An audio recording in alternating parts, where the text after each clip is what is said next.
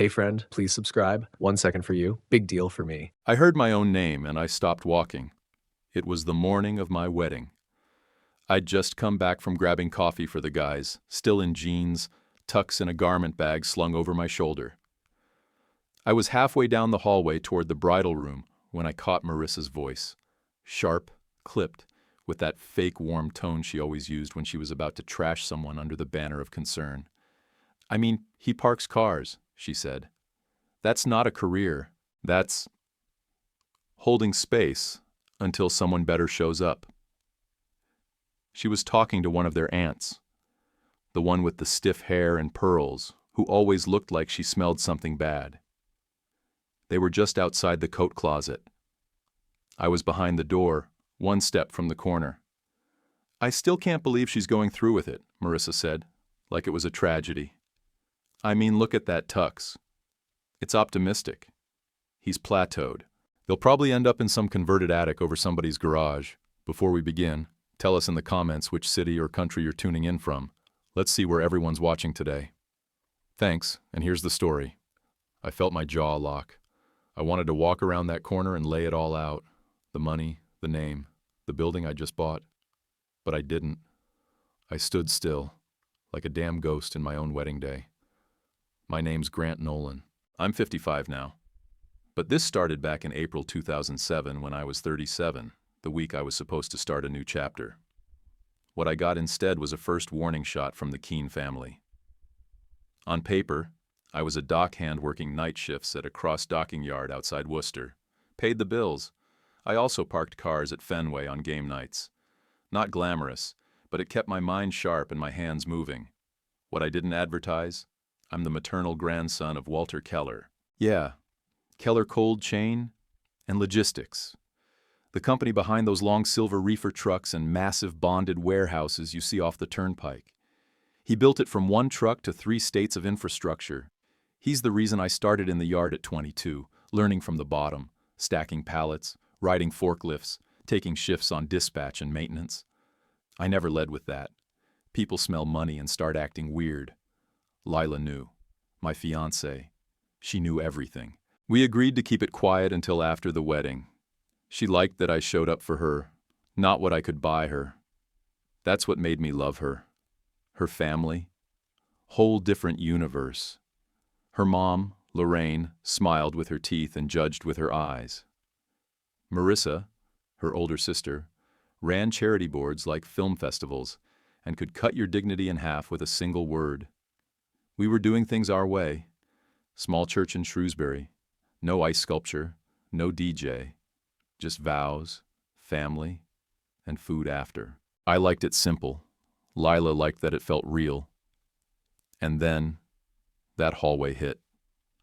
Lila walked in 5 minutes later, dress still zipped halfway, hair done up, but her cheeks were red and tight. "She's being a brat," she said. "Ignore her." I handed her the coffee. "I've ignored worse," I said, but it hit harder than I wanted to admit. I'd grown up being the kid who liked spreadsheets more than scrapping. People called me soft.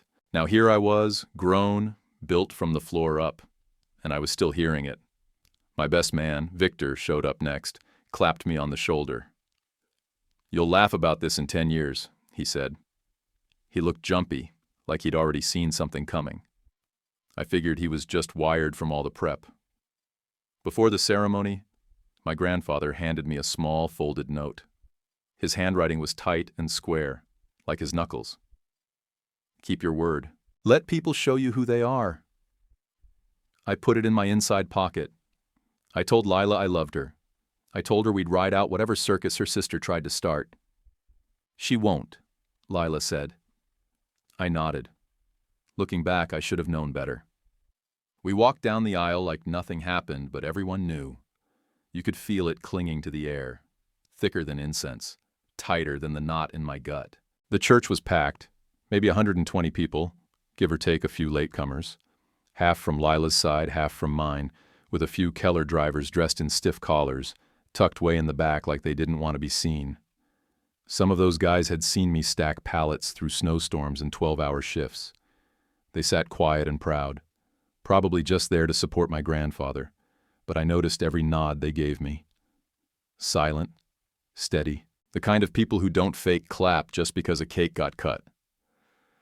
The priest moved slow, voice steady, hands shaking just enough to make me nervous. My palms were sweaty. Lila's hand was locked in mine, light, but tight. She kept her eyes on me, smiling like she was trying to hold the whole moment together on sheer will. I wanted to believe we were through the worst of it. We were 2 lines away from vows when he got to that cursed line. "If anyone here knows of any reason why these two should not be joined," I swear I felt Lorraine sit up before it happened. Her whole spine straightened like she was bracing for impact, not to stop it, but to pose for the camera. Then Marissa stood. No hesitation, like she'd been planning it. Chin up, lips pursed like she was about to pitch waterfront property. She didn't even blink before saying it. "This is a mistake," she said. "Lila, you're marrying a guy who parks cars." Every head turned so fast I heard the damn air move. Some gasped. Some looked like they were waiting for a director to yell, "Cut." My cousin Devin smirked from 3 rows back like it was a scene out of a movie. My ears lit up, neck hot. I didn't move. I felt Lila's grip go tight. The priest turned pale, looked like he wanted to hide behind his binder. I didn't say a word. Neither did my grandfather. He didn't even flinch. Just watched Marissa, lips straight, eyes dead flat like he'd seen 100 people like her walk into boardrooms thinking they owned the place. But Marissa wasn't finished. "You're smart," she kept going, like it was a compliment. "You could do better. This is pathetic." Nobody interrupted. Not the priest, not Lorraine, not even the aunt she'd been gossiping with earlier. Just gasps and frozen stares. The sound of someone's bracelet sliding down their wrist as they crossed their arms. Lorraine finally made a noise, half whisper, half theater. "Marissa." She drew it out like she was coaching restraint, like she was the reasonable one in the scene. It was all performance. I looked at Lila. Her eyes were wide, mouth slightly open, lips dry. She whispered, "Do we stop?" I shook my head. No. I didn't care how many gasped or stared or what they expected next. We were not giving her what she wanted. Not a pause, not a plea, not a spotlight she didn't earn.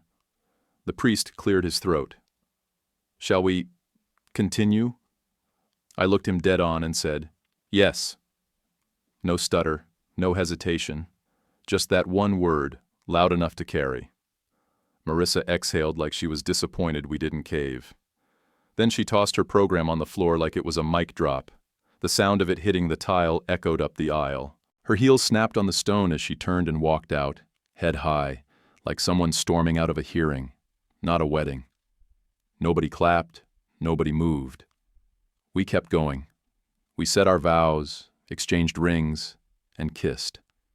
It felt more like crossing a finish line at a marathon than floating into a honeymoon. I remember thinking, this should feel like joy, but it felt like stubborn survival. As we turned to face the guests, everyone tried to smile, but their eyes gave it away. They didn't know what to do. I saw a few mouths open like they were about to say something, then just freeze. People clapped, but it was the kind of clapping you hear at a tense PTA meeting when the bell rings. Polite, uncertain, ready to bolt. We walked down the aisle, arm in arm, and I could feel the stares on my back the whole way. The door opened. Light hit our faces, and just like that, we were outside. The air was cooler than I expected.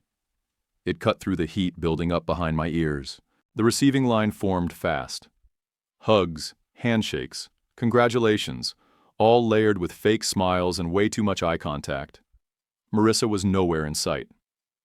Lorraine reached us eventually, all porcelain and pearls, hugged Lila too long, then gave me one of those stiff embraces where the arms touch but the body stays back. "We just want what's best," she said into my ear. That line. I've heard it 1,000 ways from 100 mouths. "We just want what's best" always means we want our version of best, and it ain't you. I let her finish the hug. Lila pulled away first. Lorraine gave a little pat on my lapel like she was brushing off lint, then turned to smile at the next guest in line before I could answer. Victor walked up behind her and gave me a look, halfway between, "Are you good?" and "What the hell was that?" I didn't respond. He didn't ask out loud, just nodded, gave Lila a short hug and said, "We're going to talk about this one in 20 years. We made it to the end of the line. Photos came next, but they felt rushed. Lila smiled for the camera, but I could tell her brain was somewhere else. I kissed her temple between shots. She leaned into me, but didn't say anything. I didn't need her to. I already knew what was sitting in her chest. The same thing sitting in mine. We got through it. And for the moment, that had to be enough. The drive to Fitchburg was mostly quiet. Lila leaned her head against the passenger window, bouquet in her lap, veil pinned back, breathing like she was trying to keep something inside from spilling out. I kept one hand on the wheel, the other resting on her knee, just holding. No music, no small talk, just silence and the sound of the road. The building came into view like a punchline that hadn't landed yet. Keller's old ice house, restored brick by brick, uplighting along the side, polished trailers lined like chess pieces at the edge of the lot, all spotless, all shining. Reefer rigs don't usually get that kind of treatment, but tonight wasn't usual. We rent the place under a different LLC, just enough separation to keep the name off the front page. Events, fundraisers, low-key corporate mixers, clean money, local focus. For this, I pulled strings, paid full rate, no favors. It was ours for the night. Lila's side arrived in waves, Audis and Lexuses pulling into the yard like the drivers expected to be redirected. Then confusion, then whispering. "This is a trucking place? Wait, are those refrigerated trailers? How'd they afford this?" I heard it all. Nobody said it loud, but that's the thing about doubt. It doesn't need volume to sting. The warehouse crew was inside, folding napkins and lighting votives like they'd been born to it. I spotted Kenny, our oldest dock guy, adjusting place cards in a tie so tight I thought he'd pass out. He looked proud and maybe a little out of place, which, in a weird way, made me feel like I belonged even more. The band warmed up near the back riser, small brass setup, upright bass, nothing cheesy. No line dances, no conga line, just clean, live sound that filled the rafters without screaming over them. Marissa showed up half an hour late, hair done like a magazine shoot, dressed tight and spotless. She paused in the doorway like she was waiting for cameras. Then her eyes landed on the Keller logos engraved into the old brick behind the bar. I watched her blink, like someone just read the punchline before she could. My grandfather didn't wait. He came in through the loading ramp with my mom on his arm, walking like his knees hurt, but he didn't care. He didn't stop for anyone. Came straight to me and Lila, hugged her first, held her like she was already blood. Then he turned to me, both hands on my shoulders, grip firm. "Proud of you, kid," he said, loud enough to carry past the nearest few tables. That changed the air. People started noticing him. Not because of some name tag or introduction, but because older men at tables stopped talking and sat straighter. A couple guests nudged each other. Walter Keller doesn't do parties. He does numbers. He does deals. But tonight, he was here. Lorraine blinked like her contact lenses were out of place. Then she smiled. That kind of slow realization smile like she'd just solved a logic puzzle too late to take credit for. Marissa's mouth formed a tight little O before flattening out. Her champagne glass tilted just enough to catch the light. I watched her eyes flinch like she'd figured out the joke and realized she was the punchline. Walter turned to them. No pause, no ceremony. "I'm Walter Keller," he said. "Grant's grandfather." That hung there a second. Some folks froze like a freight train was coming and they weren't sure whether to wave or run. Marissa said, "Keller, like the trucks?" Walter nodded. "And the warehouses. And the rail dock you pass on I-190, that too." He turned to me. "You still owed me dishes in Dock 3, he said, smiling just barely. but I'll let you off tonight." Some people laughed, real laughs. My crew cracked up. They knew that story. I'd broken a box of mangoes back in 2001 and had to mop the whole freezer for it. Twice. I scanned the crowd, caught Victor's face, not smiling. Eyes a little too wide. He looked surprised, then off, annoyed even. Then he checked his phone. 3 times in under a minute. I filed that away. Walter picked up a glass and tapped it with his ring. No microphone. He didn't need one. "To the only grandson I ever made mop a freezer floor twice," he said. He stuck it out. He didn't cut lines that landed. I watched Marissa closely. Her champagne glass tipped again. Just a little. Her jaw tightened. She wasn't looking at Walter. She was looking at me. Something in her expression broke, like she was trying to remember who had told her I wasn't worth it, and suddenly realized it had been her own voice. She walked over later, slow, like the floor was different now. She kept her voice low. "You let me make a fool of myself," she said, eyes not quite meeting mine. I said, "No one made you." That was it. Lorraine recovered quick. She always does. Stepped in with that brittle grace and said, "Well, we didn't know." Which always means, we would have acted nicer if we'd known you were connected. I didn't respond. She wasn't owed one. The rest of the night blurred. Toasts, cake, dancing. But that moment, that shift in tone, stayed with me. Every room has a center of gravity. That moment, it moved. And not because of a name, because the truth showed up in a suit and work boots and told the story nobody expected. We didn't win anything. We didn't throw it in their faces. We just stood there while the facts settled in, slow and steady, like ice forming in a deep freezer.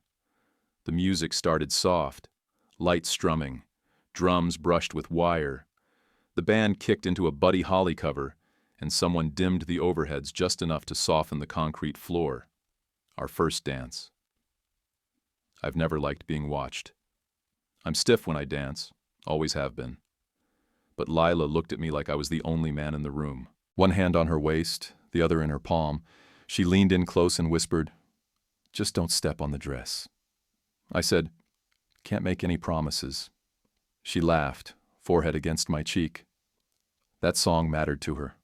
Her dad used to play Buddy Holly on Sunday mornings. Eggs in the pan, dog barking, windows open even in March. He passed before I met her, but I felt like I'd known him through the music, the way she carried it. I moved in slow circles, half conscious of where Marissa was. She hadn't left. Of course not. People like her don't walk away from good food and a room full of people they think they can still sway. She sat near the edge of the crowd, glass in hand, chin tilted just enough to look reflective. It was her apology face. Not regret. Not real. Just chin tucked, mouth pinched in, eyes glancing upward like she was waiting for a photographer who never came. I had Keller folks at the loading bay. Not security, not officially, but guys who know gate codes and watch patterns. Habit more than paranoia. Some of them couldn't help it. They've lived through warehouse leaks, fuel theft. Even a guy once caught hot wiring a generator during a vendor event. You get cautious after stuff like that. You don't shout about it, you just watch. Walter stood off to the side while the song finished, talking to nobody but watching everybody. Eventually people started lining up to shake his hand. Not because he asked, but because when someone like him walks into a room, people want a reason to be remembered. He shook every hand the same way. Firm. Quick. Look you in the eye. Say your name back. He didn't hold court. He took inventory. You could see it in the way his head tilted, like he was filing names, matching them to values. Lorraine floated from table to table in that linen wrap she probably thought screamed elegance. She told different versions of the same line. "We're all one family now." I heard her say it 3 separate ways to 3 separate people. Her smile never reached her eyes. She looked for cameras that weren't there. Victor? He was in and out. Slipped away to take calls twice during dinner, once during the toasts. Came back every time with the same fake grin and the same vague excuse. Just work stuff. When I asked what kind of work, he shrugged like I'd asked him about the weather. Then he handed me a drink and said, "Congrats, man." Seriously, like the word tasted bitter. The food slapped, no other way to put it. Steak tips grilled in the back lot, squash roasted with oil and sea salt, and the macaroni. I don't know what Cheryl put in it, but that thing could have ended wars. Our kitchen crew always shows off when Walter's around. They know he eats like he evaluates trucks. Eyes closed, nose sharp, silent judgment. Toward the end of the night, while the last round of coffee was going out, Walter stood. No toast in hand this time, just a butter knife in his glass. Ting, ting. People hushed. Forks paused midair. Even the band stopped tuning. "Grant's going to run our central hub in Leominster starting next winter," he said. That was it. It hadn't been public. Not even Lila knew the timeline was finalized. My stomach dropped. Good and bad at the same time. Good, because it was the kind of trust I'd spent 15 years earning. Bad because now the spotlight shifted. Applause broke out. Honest, awkward, scattered applause. Some folks clapped because they meant it. Some clapped because they were trying to recover from earlier judgments. I didn't care which was which. Lila squeezed my hand. She cried a little, hugged Walter hard. He patted her shoulder twice like she was a teammate coming off the bench. Marissa? Her face didn't move, like she'd just lost a bet and didn't know how far the consequences went. I could feel her eyes trying to measure how badly she'd misplayed it. Lorraine leaned in, too close, and said, "Well, you'll need a real house now." Like we hadn't already closed on the condo. Like we were squatting in someone's attic with milk crates for chairs. I didn't even answer. Lila gave her a look I hadn't seen before, polite but lethal. Lorraine backed off. Later, as things wound down, Walter stopped at the exit, coat over one shoulder, hat in hand. He paused by Marissa, looked her straight on and said, "You can make this right." You know how she didn't ask what he meant. Just nodded once. The kind of nod people give when they've already run out of ways to dodge it. We helped clear tables, loaded leftover trays into the prep cooler, thanked every single person on the kitchen crew by name. That's how we do it. No one leaves without a handshake. It was almost midnight by the time I stepped outside for air. The lot was empty, just trailers lined up in rows, silent under the floodlights. I walked along the gravel, past the edge of the building, out to the dock ramp where I could see the river. The air was sharp, cold in the lungs, the smell of diesel and concrete. Some folks hate it, say it stinks of labor and sweat and grit. Not me. That smell? That smell was home. Months later, June 2008, after a dock check, I sat on the balcony of our condo with a lukewarm beer and my boots still on. The smell of diesel was still in my clothes, and I liked it that way. Lila came out, wrapped in a blanket, hair pulled back, her eyes scanning the quiet parking lot below us. We didn't talk much. Just listened to the hum of trucks rolling past the river, the buzz of something mechanical still spinning in my head. Everything was tightening. Markets, credit lines, shipments, felt like the whole country was holding its breath. I was on nights by then, running routing models to keep product moving during heat surges. Reefer loads don't wait, not in a summer like that one. I was tired, but it was a good kind of tired, the kind where you know your sweat meant something. Then, out of nowhere, Lorraine called Lila. 3 times before lunch. I was asleep for the first 2, and awake for the 3rd. Lila put her on speaker without asking.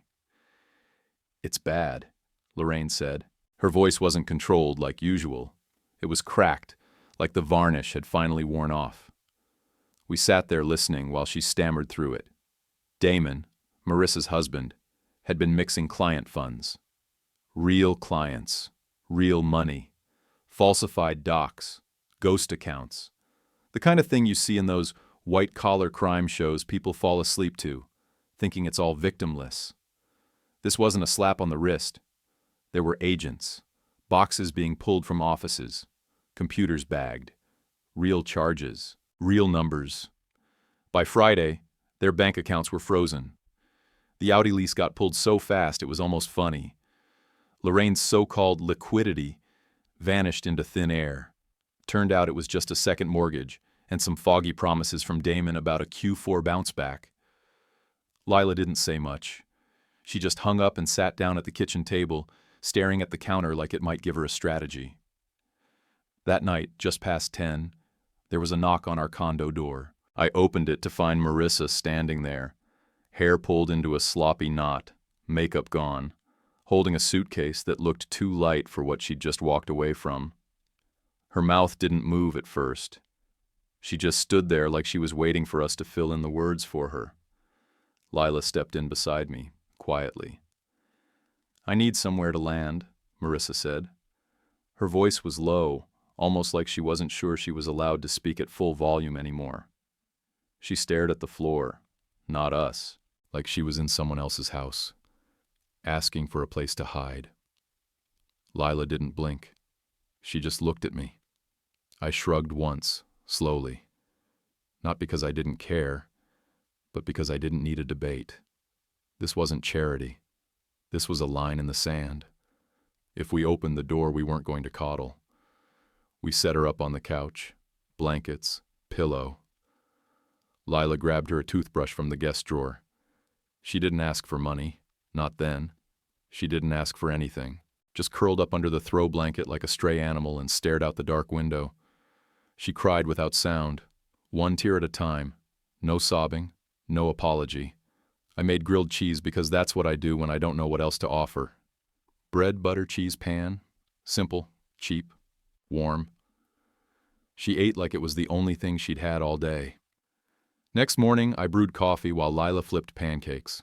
The mood was still heavy, but lighter than the night before. The kind of light you only get after a collapse, when there's nothing left to pretend about. I sat across from Marissa at the table. She hadn't brushed her hair. She looked like a person who'd walked through fire and realized the door was locked behind her. "I can put you in the place above the River Street warehouse," I said. "It's not big. Studio, hot plate, shower that runs hot if you don't take too long. It's safe, and it's yours if you want it." She blinked when I said warehouse. It didn't match her old expectations. You could see it on her face, that flicker of discomfort. But it passed. "There's a condition," I added, pouring another cup. "You work. You start at the bottom. You learn what freezes and what breaks. No shortcuts, no special treatment. You badge in like the rest of us." She looked up for the first time, confused. "I can plan events," she said, like it was a defense. "Great," I replied. "Learn to pull an order." She sat still for a few seconds, then nodded once, like the words had finally landed where they needed to. Not on her pride, but underneath it. That okay she gave me? It wasn't flippant or soft. It was the kind of okay you give when you don't have any cards left in your hand. The kind of okay that means you've stopped bluffing. Lila reached under the table and squeezed my hand. We didn't smile.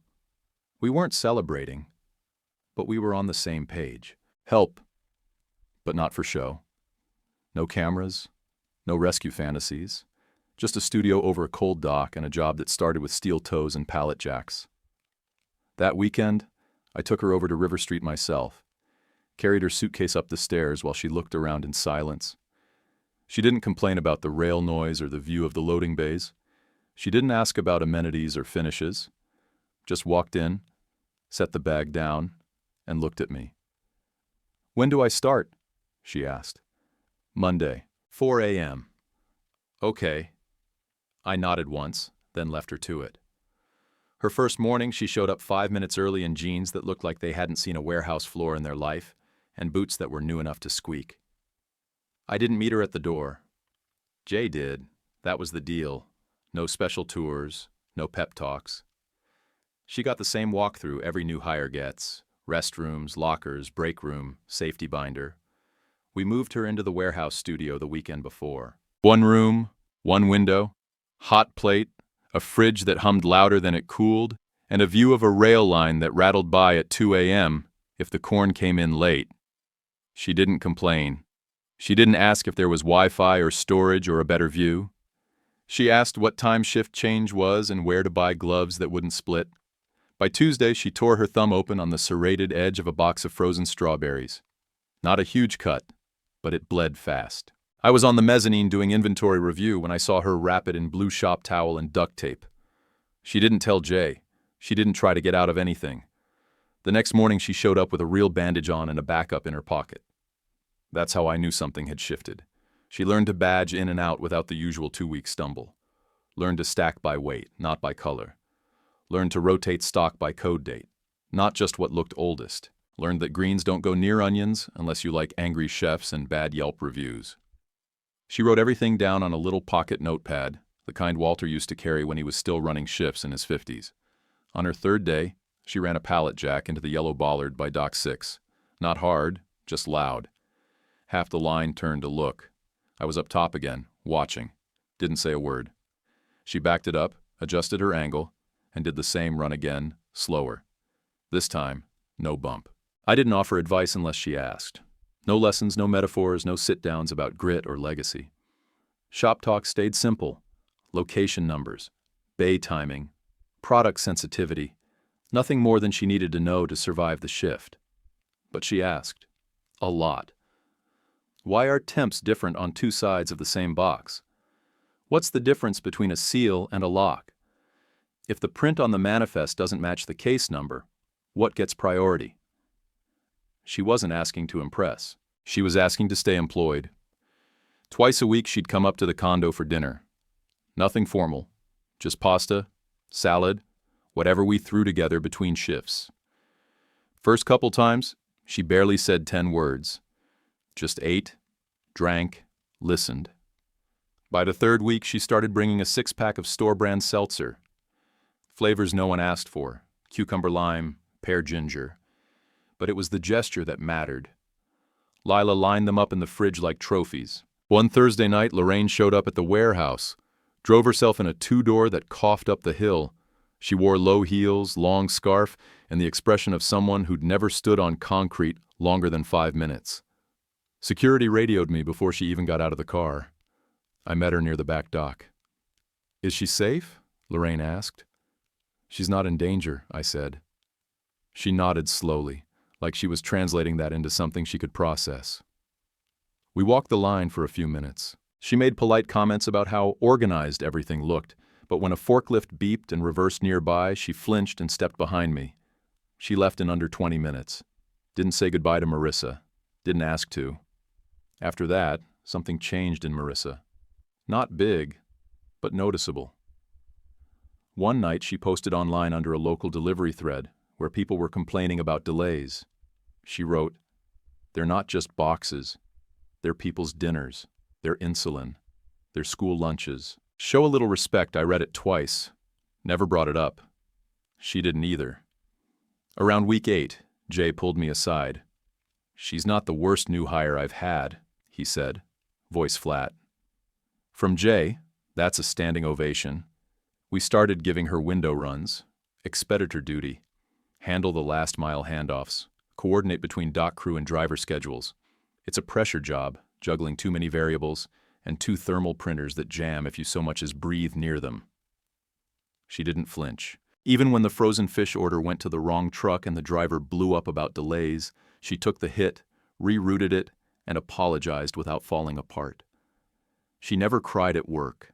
Not once. If she did, it wasn't where anyone saw it. When she messed up, she owned it. No deflection. No panic. Just logged it, fixed it, moved on. After one mix-up with a dry goods order, she took painter's tape from the utility closet and started marking out new staging zones on the floor for the temps. Didn't ask permission, just did it. Saved half an hour the next day. Big brain move. It was strange seeing her like that. Shoulders hunched, boots scuffed, hair tied up with a rubber band. Not a single trace of the polished woman who once mocked my tucks and whispered about garages. But it wasn't sad. It was something else. Something like truth. I never told her good job. That wasn't how we did things in the warehouse. You showed up. You earned your spot. You got called out when you screwed up and left alone when you didn't. And she kept showing up. By the 6th month, she moved like she belonged. Didn't mean she got special treatment, but she didn't need anyone holding her hand anymore. She could do inbound paperwork without asking Jay every 5 minutes. Could rotate stock by herself and flag slow movers without a second glance. Could call a carrier rep on her own and not sound like she was begging for grace. That last one took time. Carrier reps don't give you respect just because you answer the phone. You earn it by not flinching when they bark. I watched her one morning from the mezzanine. Some new temp was fumbling with a pallet jack. Classic posture mistake. Both hands forward, pulling at the wrong angle. Marissa stepped in slow. No lecture, no eye roll, just placed her hands lightly on the kids like she was teaching a nephew to ride a bike. Hold, then lift, she said. You're stronger than you think. The kid nodded and reset, got it right the second time. She didn't even smile, just moved on to her next task. That was when Walter showed up. Didn't tell me he was coming. Just walked in through the dock like he still had shift keys. He stood at the mezz railing beside me, arms crossed, chewing on a toothpick like it was a cigar. We watched her work for 10 minutes without a word between us. Then he said, "She still talk too much?" I said, "Less." He nodded once. Not approval, just acknowledgement. Then he walked down the stairs, hands in his pockets, and stopped her near Dock 9. He asked 3 questions. Straightforward stuff. How we were tracking shrink this month, what her take was on aisle congestion by outbound, and whether she thought the new tape codes were helping on night shift. She answered like it was an exam she'd been expecting. Short, clear, no fluff. He didn't interrupt, just listened with that same carpenter face he always had when someone told him a number that didn't add up. Then he patted her once on the shoulder and moved on. He didn't say a word to me on the way out. End of that week, we got word that our night manager at River Street had been poached. Guy jumped ship to a new cold dock opening in Joliet, Illinois. Better title, bigger paycheck, probably more headaches. I wasn't mad. Walter wasn't either, but he hates losing people. He always said, "We don't trap folks. We build spots they don't want to leave." That left us with a hole. Big one. Traditionally, we promote a lead from inside. But our top guy was still 6 months from ready, and Jay flat out refused to do mornings. Said he was a vampire and not to test him. I didn't. So I went to Walter's office the next morning. No prep, just walked in. I want to give Marissa the night shift at River Street. Acting lead, 90-day trial. No last names on the whiteboard. He didn't react at first. Just squinted at me over his glasses. "Your in-law?" he asked. "Yeah." "If she fails?" I said. "Then she fails." He leaned back in his chair, scratched the corner of his jaw like he was weighing metal, then nodded once. 90 days, he said, and she eats it if it breaks. Agreed. I brought her the keys at the end of shift. Didn't sugarcoat it. "This isn't a promotion," I said. "It's an open lane. You either take it or you stay where you are." She looked at the keys like they were heavier than they looked. Then she took them and nodded. No big speech, no smile, just business. By the next morning, she had a wall calendar taped up by the whiteboard. Color-coded for audit weeks, distributor promos, vendor lock-ins. She printed a new shift list with legible fonts and double-spaced load targets. I didn't ask her to. She just did it. The crew looked at her sideways for the first week. Some didn't trust it. They remembered her walking in with fresh nails and no calluses. But when she showed up on time, stayed late, and didn't duck when things got hot, they adjusted. One night, freezer 2 ticked off temp by 2 degrees at 3:11 a.m. Could have been nothing. Could have ruined 20 grand of dairy. She was there in under 5 minutes, coat on, flashlight in hand. Turned out to be a vent blocked by a pallet with soft packaging. She corrected the placement, logged it, and filed it with maintenance by 3:30. No loss. She didn't tell anyone. I only knew because I checked the log the next day. She stopped wearing makeup to work. Wasn't a statement. Just focus. Most people didn't notice. I did. Walter came by once during her second week, said nothing to me, just walked the floor, watched a few cycles, and left. When I called him later, he said, still not failing. The third week, one of the swing shift drivers started pushing back, questioning her schedule choices, claiming load order delays. Instead of escalating, she invited him to walk the flow with her. They traced the timing, checked stamps, and found that he was the one off by 27 minutes due to a dispatcher note he never read. She didn't gloat, just fixed the schedule and moved on. That was when the shift started following her without resistance. She wasn't perfect, still got things wrong, missed a cutoff once by 6 minutes and had to reroute a truck. But she didn't make excuses, just stood in it and took the hit. And the crew? They watched. Always. You don't win people with titles. You win them by sweating through the same problems and not flinching when they stare at you for answers. Marissa had finally figured that out. She didn't ask for praise, didn't drop hints, didn't fish. She earned every square foot she stood on. And for the first time, I stopped thinking of her as Lila's sister who wrecked our wedding day. She was just the night lead at River Street. The Saturday before the leaves really started to drop, we held the annual Keller Fall picnic at the old reservoir park off Route 2. Same spot we'd used for decades. Big charcoal grills, patchy grass, metal folding chairs older than me, and a horseshoe pit Walter refused to fix because imperfections test character. Lila was the one who said it. We should invite your mom and Marissa.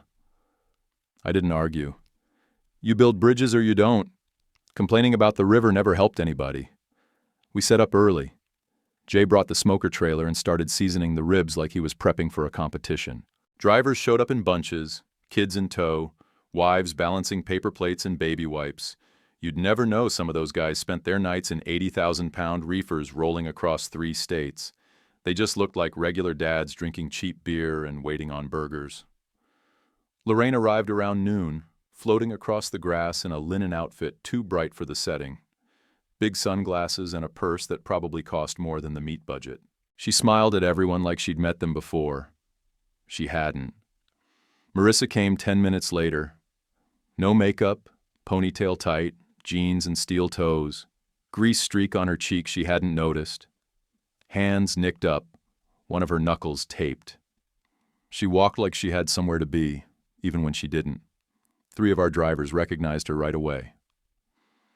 "Hey, boss," one of them called out from behind the soda cooler. She blushed and held up a hand. "Don't call me that in public," she said, half laughing, half pleading. They grinned. She belonged to them now, and they knew it. Lorraine didn't notice at first. She was too busy walking the perimeter like she was judging an estate sale. Then she spotted me near the grill and made a beeline. She pulled me aside with 2 fingers on my elbow like I was a waiter in her summer house. "Marissa says she's managing a shift now," she said, quiet but sharp. "She is," I said. There was a pause. You could see her run through every possible response. Deny it, disbelieve it, dismiss it, but none of them landed. She swallowed hard, face neutral, then nodded once like she'd bitten down on something sharp. After that, she walked over to Marissa and handed her a paper plate with a burger on it like she was presenting a crown. Marissa looked stunned but took it. No words passed between them. Didn't need to. Walter showed up fashionably late, as always, driving his battered Ford Ranger like it was still 1994. He parked half on the grass and came out swinging a bag of buns over one shoulder. He hugged Lila first. Full hug, no half effort. Then he turned to Lorraine, shook her hand formally, like they were closing a deal. She smiled like she didn't know what to say. Then he faced Marissa, looked her up and down like he was checking measurements. "You quit yet?" he asked, squinting at her. "No, sir," she said, straightening her back. He grinned. Barely. "Good." Then he walked off to argue with Jay about grill temperature. I was flipping chicken when Victor showed up. He wasn't invited, hadn't been in months. "Smelled burgers from the highway," he said, holding a cooler full of something probably nobody wanted. We used to be close. Legion ball, old yard shifts, pickup games in the parking lot after hours. Lately he'd been a ghost. Now he showed up like nothing had changed. I handed him a beer, mostly out of muscle memory.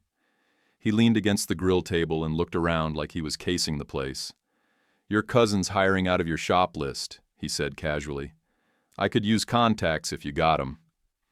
My back stiffened. Our shop list was private. Names, availability, prior certs, flag notes. You don't pass that around. I asked, "How would I know you need that?" He smiled like it was a joke. "You got gate codes tattooed on your brain, man." You always know he laughed.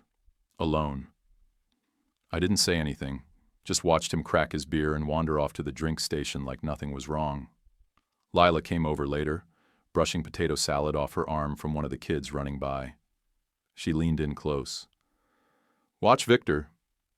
He's not happy for you." I shrugged. "He's just bitter." She looked at me longer than I was comfortable with. "You're not listening," she said. That night, after we packed up and hauled the grills back into Walter's truck bed, I lay in bed staring at the ceiling fan, thinking about Victor's cooler and that stupid line about gate codes. I should have listened harder. About a month after that picnic, I got a call at 2:47 a.m. from our overnight supervisor at Leominster. "Hey, nothing's missing," he said, "but someone tried the east gate again." Same spot, same time. That was the second time in 3 weeks. Nothing taken, no damage, just a smart attempt. Security light popped, motion sensor blocked with a piece of cardboard, like someone knew exactly where the blind spot was and exactly when our part-time guard took his 15. I didn't sleep after that. Got up, brewed a fresh pot, and pulled the access logs myself. Sat in the dark with my laptop and started lining up timestamps. Gate triggers, badged entries, motion sensors, cross-referencing with shifts. Looked clean on the surface, but I've done this long enough to know that clean doesn't mean safe. Then I saw it. During both windows, Victor had texted Marissa. Not vague texts either, specific ones. Asking if I was on site. Asking when the guard took his break. Nothing incriminating by itself, but it landed wrong. Too pointed. Too timed. She never answered them. No replies, no reaction. But I felt it. That punch in the gut when instinct and facts finally agree. I showed Lila first. Sat her down on the couch, phone in my hand, voice low. "She didn't respond," I said, "but he tried." Lila looked me straight in the face. "Ask her." I waited until after dinner. Kitchen cleared, dishwasher humming. Marissa was still in her work gear, hair tied back, eyes tired. I placed the phone down between us. "I need to see yours," I said. She didn't flinch, just handed it over without a word. I scrolled. No replies, no sent messages, just 2 unread texts from Victor, time-stamped and untouched. I nodded once. "Okay." Then I checked the building log, visitor access, and that's where it broke open. Someone had used a temp badge code tied to the event hall LLC. Not a general warehouse code, not one we'd handed out during Christmas temp season. This one was older, rarely used. Only 5 people ever had access to it. One of them was Victor, back when he decorated the hall as a favor for our anniversary party in 2007. I remembered it because he asked me twice about who managed the main gate system. Thought he was being nosy then. Turns out he was scouting. I sat with that a while. I wanted it not to be what it was. But I've spent half my life counting inventory. You don't argue with numbers. You follow the trail. I met Victor at a bar on Grafton Street, halfway between our old neighborhood and nowhere I ever go now. I didn't warn him. Just texted, "Beer?" And he showed. Still thought we were tight. He slid into the booth like he belonged there, cracked a dumb joke about how trucks don't park themselves, and started talking like nothing was off. I didn't waste time. "You passing along our yard routines?" He laughed. "Man, you always go full drama." It's just trucks. I didn't laugh. I stared. He leaned back, quiet now. "I didn't think it'd matter," he finally said. "It's meat and timing, not gold bars." They were going to take the soft loads, fence it to restaurants that don't want the tax markup. Easy money, in and out. Nobody gets hurt. He said it like it was a business pitch. Like I was supposed to nod and say, "Well, damn, why didn't I think of that?" I felt my whole body go cold. He kept talking, names, schedules, times he passed along shift details. He didn't hide anything. Part guilt, part like he wanted me to stop him. Like maybe if I punished him, it wouldn't feel like betrayal. I recorded it. I don't usually do that, but I did it then. I had to. I sent the file to Walter and our safety chief the next morning. No drama, no speeches, just facts. We didn't call the cops right away. First, we closed the gate, changed every access code, swapped out the temp badge system, reassigned dock protocols, retrained the guards. Then we called. Victor was picked up that Tuesday at 4:40 a.m., right before their next shipment was supposed to go out. Truck never showed. Nothing left the yard. Nobody got hurt. Victor texted me once after, just 2 words, "You ruined me." I typed back, "You did that." Then I stared at it, deleted it, and blocked him. There was nothing else worth saying. That night, at shift change, Marissa stood in front of the floor during the safety briefing while Jay explained the breach and the arrest. No names, no speculation, just the facts and the policy updates. She didn't blink, didn't flinch, just nodded, adjusted her clipboard, and moved the meeting forward like it was any other night. That's how I knew she wasn't shaken. She was done breaking. A week later, we called a crew meeting in the break area off Dock 2, just before shift. Knights and swing came early, bundled in hoodies and worn jackets, smelling like coffee, cold air, and freezer gloves that never fully dry. Nobody sat. Nobody ever does. Walter stood next to me, arms crossed, hat still on like he'd forgotten he was indoors. He looked proud, yeah, but also tired. The kind of tired you get when you've built something and watched people almost wreck it. I told the crew straight. No names, no drama. Someone sold our routines. We changed them. We're fine now, but we don't forget nobody moved. That's how you know people are listening in our world. Silence. Then Marissa stepped forward, clipboard still in hand. No makeup, grease mark across one wrist. Her voice wasn't loud, just steady. I used to judge people by what they wore and where they lived. I was wrong. If you'll have me, I'm staying. No applause. That's not our style. A few nods. One guy grunted in approval. Someone handed her a Sharpie for the inbound board without saying a word. I pulled the envelope from my jacket and held it up. Effective next Monday, Marissa Keene is officially night shift supervisor, River Street, pay bump posted, expectations attached. She didn't cry, didn't hug me, just swallowed once, hard, and said, "I won't waste it." Jay muttered, "She earned it," and took a bite of his protein bar. From him, that's louder than clapping. Meeting ended. Everyone went back to pre-shift like normal. Boxes still needed moving. Routes still needed clearing. Later in the office, Lorraine came by carrying a crumpled brown paper bag. Set it on the desk like she was placing an offering on an altar. "I brought cookies," she said. "Made them myself." They were store-bought, still in the grocery box inside the bag. She looked at me, serious. "I misjudged you, Grant." I said, "You misjudged work." She nodded, honest for once. "Both." We didn't gloat. There's no win in rubbing it in. We did something better.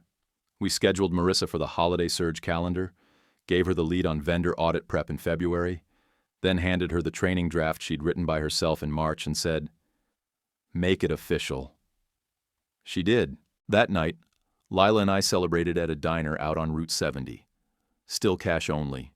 Vinyl booths, scratch tabletops, best damn pie in Worcester County.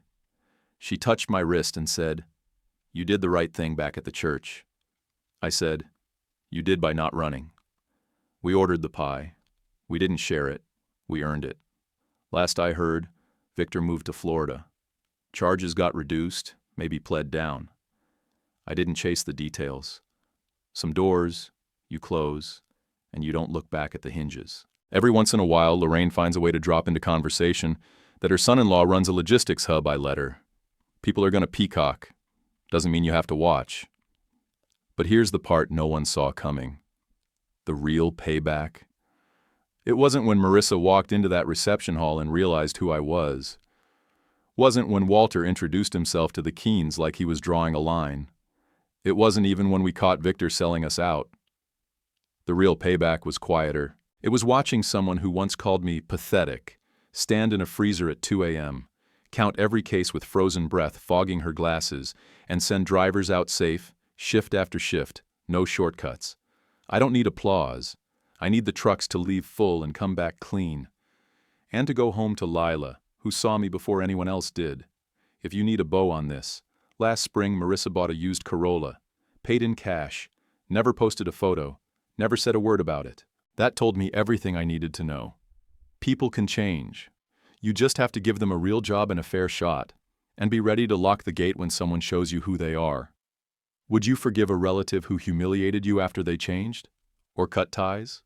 Drop a comment, even just good story or your take. If you'd like to support the channel, tap Super Thanks. It's optional, but really helps. And please like and subscribe. Huge for us, easy for you. YouTube picked this for you. Tap it. Let's see if they guessed right.